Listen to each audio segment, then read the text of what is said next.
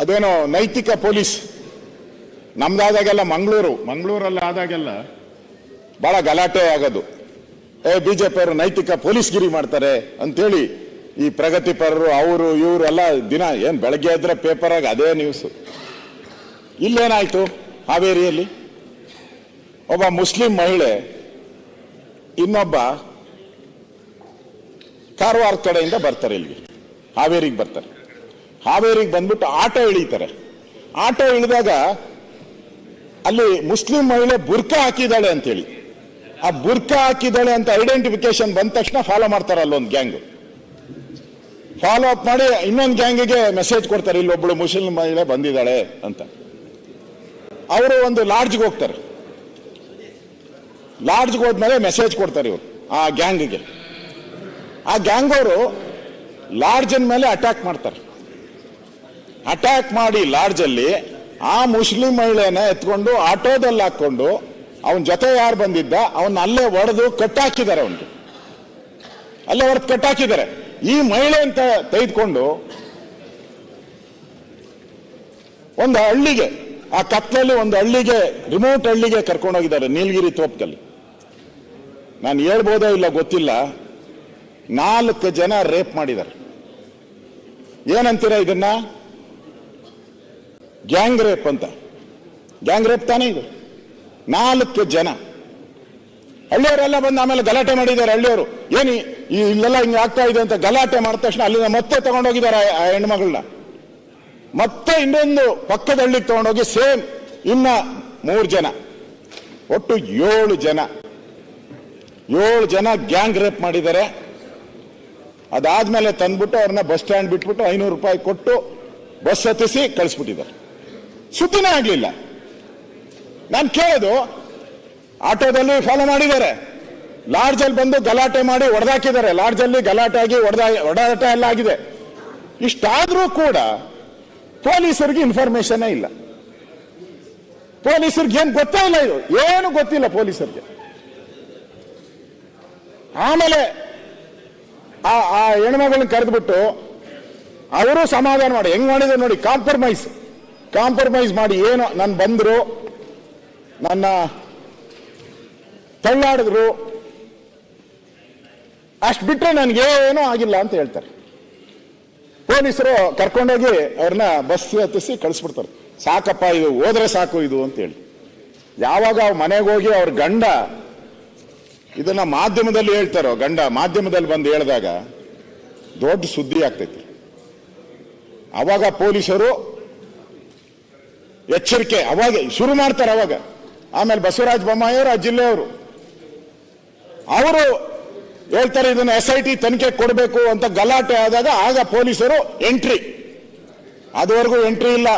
ಈ ಗ್ಯಾಂಗ್ ರೇಪ್ನ ಅಲ್ಲೇ ಕಾಂಪ್ರಮೈಸ್ ಮಾಡಿ ಸಾಗಾಕೋಕೆ ಮಾಡಿದ್ರು 500 ರೂಪಾಯಿಗೆ, ಜಸ್ಟ್ 500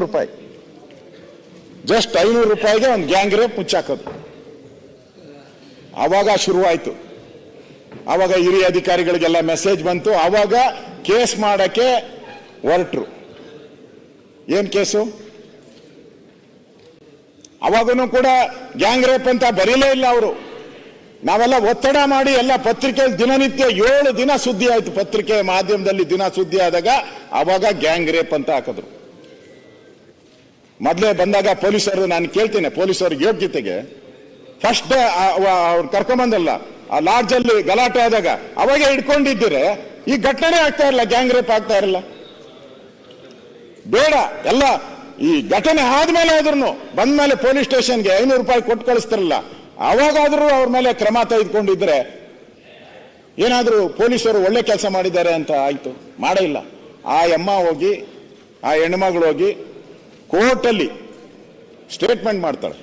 176 ಏನದು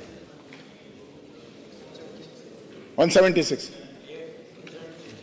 ಎ ಕೋರ್ಟಲ್ಲಿ ಹೋಗಿ ಆ ಅಮ್ಮ ಹಿಂಗೆ ನನ್ನ ಮೇಲೆ 7 ಜನ ಅತ್ಯಾಚಾರ ಮಾಡಿದ್ರು ಅಂತ ಹೇಳಿದ ಮೇಲೆ ಎಲ್ಲ ಕೇಸು ಆಗ್ತದೆ. ಆಮೇಲೆ ಪತ್ರಿಕೆಯಲ್ಲಿ ಬಂದಿರೋದು ಅದು ನಾನು ಹೇಳಿದ್ರೆ ಅವ್ರು ತಿರ್ಗಾ ಗಲಾಟೆ ಆಗ್ತದೆ. ಪತ್ರಿಕೆಯಲ್ಲಿ ದೂರು ಹಿಂಪಡೆಯಲು 50 ಲಕ್ಷನಾ? ಇಲ್ಲ 50 ಲಕ್ಷ ದೂರು ಹಿಂಪಡೆಯಲು ಹಣದ ಆಮಿಷ. ಪತ್ರಿಕೆ ಯಾರು ಹೋಗಿದ್ರು ಅಂತ ಆಮೇಲೆ ನೀವೇ ಚೆಕ್ ಮಾಡ್ಕೊಳ್ಳಿ ದೂರು. ಆ ದೂರನ ಇದಕ್ಕೆ ಅದನ್ನು ಕೂಡ ಎಲ್ಲ ಪತ್ರಿಕೆಯಲ್ಲಿ ಎಲ್ಲ ಮಾಧ್ಯಮದಲ್ಲಿ ದೂರು. ಅಂದ್ರೆ ನನ್ನ ಪಾಯಿಂಟ್ ಏನು ಅಂತ ಹೇಳಿದ್ರೆ, ಲಾಡ್ಜಲ್ಲಿ ಗಮನ ಹರಿಸಿಲ್ಲ, ಮುಚ್ಚಾಕಿದ್ರಿ. ತಿರ್ಗಾ ರೇಪ್ ಆದ್ಮೇಲೆ ಆ ಹೆಣ್ಮಗಳು ಬಂದಾಗ ಅಲ್ಲೂ ಮುಚ್ಚಾಕುವಂತ ಪ್ರಯತ್ನ ಮಾಡಿದ್ರಿ. ಇದೆಲ್ಲ ಆದ್ಮೇಲೆ ದುಡ್ಡು ಕೊಟ್ಬಿಟ್ಟು ಮುಚ್ಚಾಕುವಂತ ಪ್ರಯತ್ನ ಮಾಡಿದ್ರಿ. ನಾನು ಏನು ಹೇಳ್ಬೇಕು ಹೇಳಿ? ಈ ಘಟನೆನ ಮುಚ್ಚಾಕಿಲ್ಲ ಅಂತ ಹೇಳ್ಬೇಕಾ, ಏನು ಹೇಳ್ಬೇಕು ಹೇಳಿ? ಇಷ್ಟೂ ಕೂಡ ಅದು ನೈತಿಕ ಪೊಲೀಸ್ಗಿರಿ ನಮ್ಮ ಮೇಲೆ ಹೇಳ್ತಾ ಇದ್ರಲ್ಲ ಮಂಗಳೂರು, ಈ ನೈತಿಕ ಪೊಲೀಸ್ಗಿರಿ ಅಂದ್ರೆ ಆ ಗ್ಯಾಂಗ್ ಏನಿದೆ. ನಾನು ಪೊಲೀಸವ್ರನ್ನ ಕೇಳಿದೆ, ಏನಪ್ಪಾ ಇದು ಫಸ್ಟ್ ಅಂತ. ಇಲ್ಲ ಸರ್, ಇವರು ಇದೇ ಬ್ಯಾಚ್, ಇವ್ರದ್ದು ಮೊದ್ಲೇನೂ ಕೂಡ ಈ ತರದ್ದು ಯಾರ್ಯಾರು ಈ ತರ ಬರ್ತಾರೆ ಅವ್ರನ್ನ ಹಿಡ್ಕೊಂಡು ಈ ತರ, ಯಾಕಂದ್ರೆ ಕಂಪ್ಲೇಂಟ್ಗಳು ಕೊಡೋದು ಕಡಿಮೆ. ನಾನು ಹೇಳ್ತೀನಿ, ನಾನು ಹಂಗನ್ಬಿಟ್ಟು ನಾನೇನು ಎಲ್ಲ ಕ್ರಮ ತೆಗೆದುಕೊಂಡಿದ್ದೀನಿ ಪರಮೇಶ್ವರ್ ಅವರೇ. ನಾನು ಕಣ್ಣಾರ, ನನಗೆ ಕಣ್ಣಲ್ಲಿ ನೀರು ಬಂದಿದ್ದು.